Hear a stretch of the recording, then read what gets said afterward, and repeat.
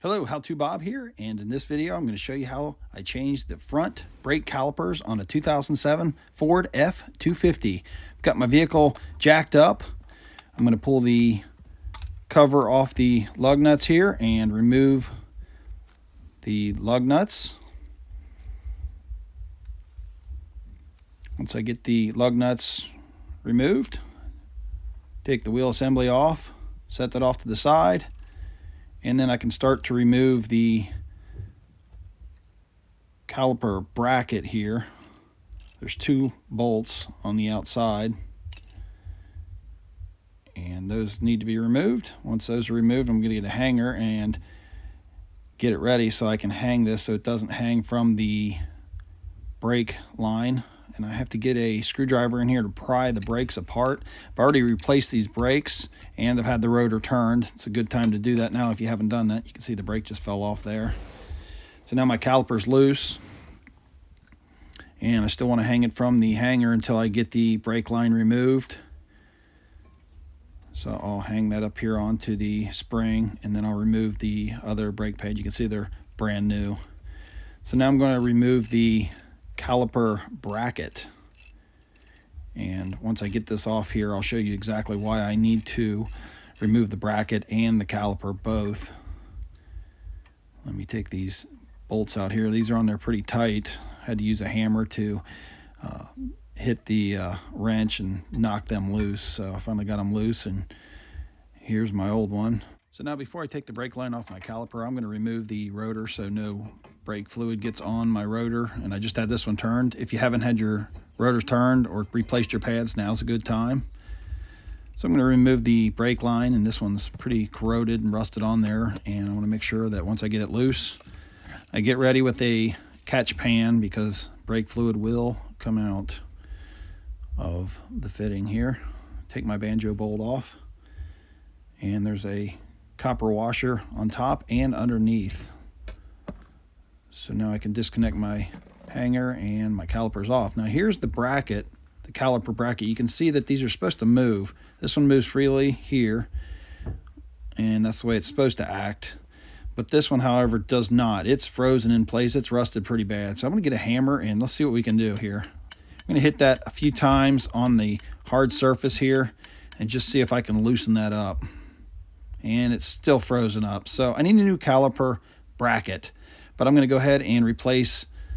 You can see how it's supposed to work. I'm going to replace the whole caliper, since this has 100,000+ miles on it. You can see how the caliper slides back and forth in the caliper bracket. So I can go ahead and mount my brake line to the new caliper. I've got the new one hung on my hanger, and I just take my brake fitting here, put a copper washer underneath, put one on top, and I want to start my bolt by hand so I don't cross thread anything. Make sure the threads are nice and straight, and then I can come back with my ratchet and snug it down,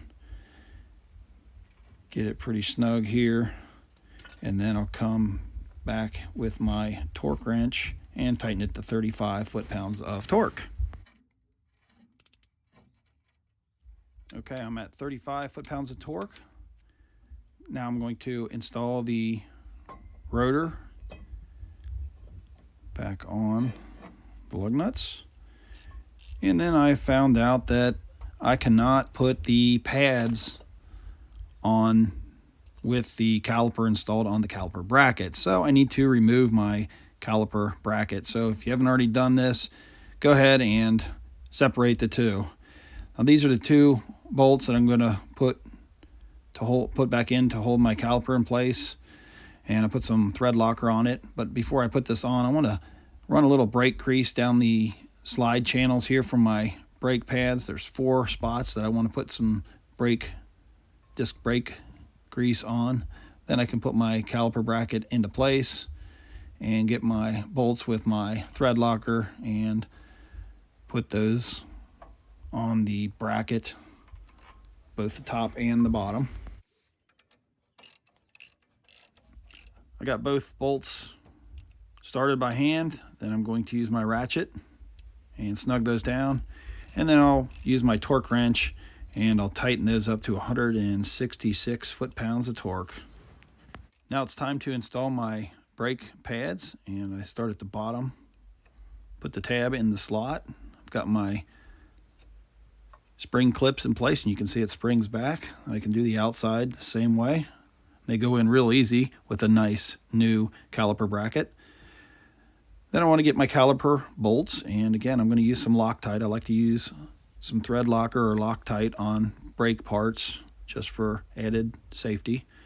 And I can take my caliper off the hanger and slide it over top of the two pads, and I have to push the pads in to get it to fit, and then I can line up my holes for my caliper and slide it into place.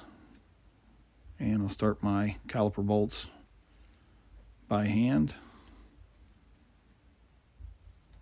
and then I'll snug those up with a ratchet and come back in with my torque wrench and tighten both of the bolts to 56 foot-pounds of torque.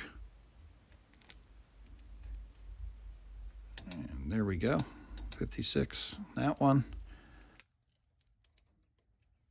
Now I've got that one tightened down, and I can put my wheel back on, and I'll put all the lug nuts on by hand first, and then I'll use my impact driver to get them tightened down, and then I'll come back with my torque wrench and tighten each one to 150 to 165 foot-pounds of torque.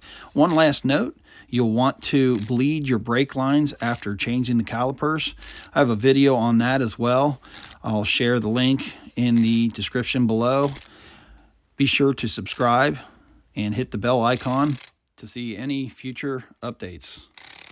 All that's left for me to do is put my cover on, and that's how you change the caliper on a 2007 F-250 truck. I'm How To Bob. Thanks for watching.